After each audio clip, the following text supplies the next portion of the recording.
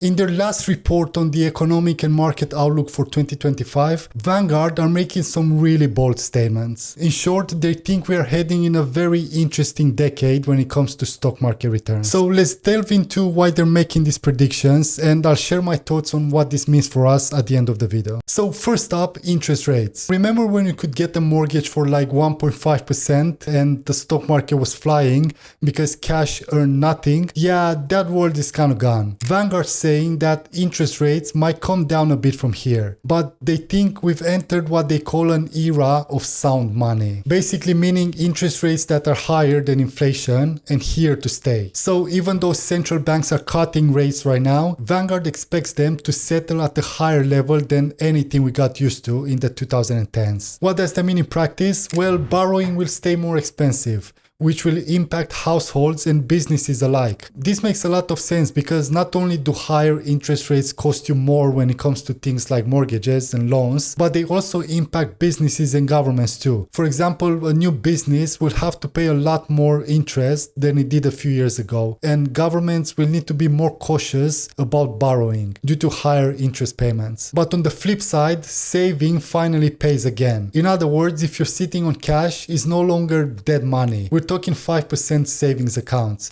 attractive bond yields, and investors actually having alternatives to the stock market. So the old TINA argument, as it's called, which stands for there is no alternative to stocks, it's kind of over. There are alternatives now, and that changes how people invest. Think about it, many people would argue, why would you risk your money in stocks when you could get 5% sitting in bonds or a money market fund? So you could see why this could be a difficult choice. Now, although investing in the stock market can give you much higher returns in the long run, we all know that in any given year, anything can happen. For example, as you can see from this chart, global shares, as represented by the FTSE All World Index, have delivered an average annual return of 9.3% in sterling terms, but have rarely delivered anything like that in any given year. In 2022, for example, shares fell by 7.3%, while the year before they rose by 20%. So sure, shares tend to bounce around more than bonds and cash, but they also tend to return more than bonds and cash over time. However, you can understand why Vanguard is saying there is now more choice for investors. With returns on cash of 5%,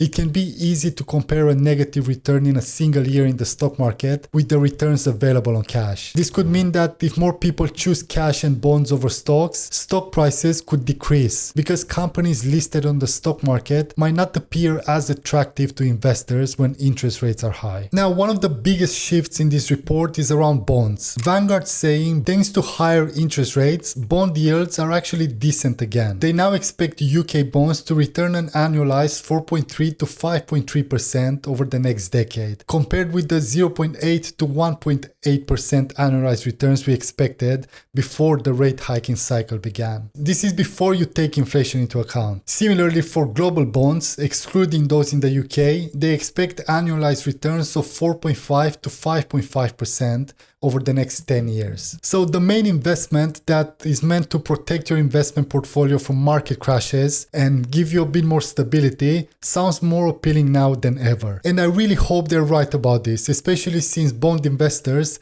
have had a rough few years with interest rates being so close to zero. Now, with bonds looking more attractive over the next 10 years, Vanguard believes that the case for the traditional 60-40 portfolio, where 60% is in stocks and 40% in bonds, is stronger than in recent years. For long-term investors, this could mean generating returns of 7% per year, while also providing a bit more protection from the volatility typically associated with the 100% stock portfolio. Bonds are an interesting concept, especially for young investors. You hear everyone saying that as a young investor with a lot of years ahead of you, you shouldn't even be thinking about holding bonds and going all in on stocks. But there is also a psychological side to holding bonds. Think about it, with 100% stocks, it does feel like we are on a roller coaster.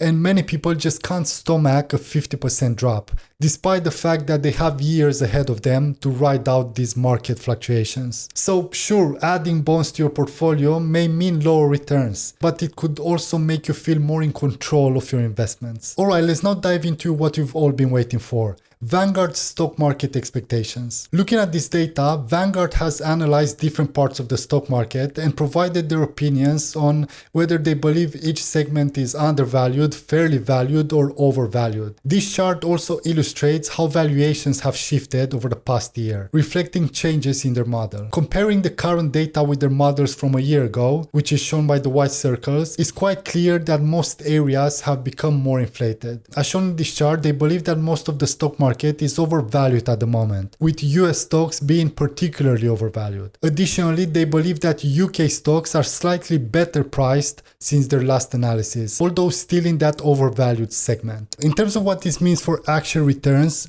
Vanguard is basically saying that moving forward, stock market returns are going to be way lower than what most people expect, especially in the US. They're predicting that over the next 10 years, US stocks will only return between 2.9 and 4.9% annually. And that's from a UK investor's point of view. That's miles below what we've seen recently. On the flip side, they see more opportunities outside of the US. They expect UK equities to return 5.7 to 7.7%. Developed markets excluding US to return 7.4 to 9.4% and emerging markets to return 5.3 to 7.3%. Although they also admit that China is dragging that number down pretty hard right now. However, it's worth pointing out that this is all from a British pound investor's perspective, which explains why they think UK equities returns may be higher than US stocks. As a whole, they predict the global stock market to return between 4.3 and 6.3%. So if you were to invest in something like VWRP, these are the returns they think you should expect. So yeah, they're still expecting growth, but a lot less than the 10 to 12% returns people typically expect to earn. So what should you actually do with all of this? Look, nobody can predict the future, not even Vanguard. In fact, they've made forecasts in the past that turned out to be way off. For example, in 2014, they said that 10-year returns of a global equity portfolio are centered in the 5 to 8% range. But in reality, global equities returned more like 14% per year on average. It's worth saying that just because these predictions turned out to be wrong doesn't mean they were bad predictions. They were probably good predictions given the information at the time, but they couldn't have predicted everything that happened since then. And that doesn't mean they're wrong to be cautious. Also, to be honest, Vanguard isn't saying to panic or to go all in on bonds and forget about stocks. They're just saying be realistic. Their main message is don't expect the next 10 years to look like the last 10. So for starters, if you're expecting 10% plus annual returns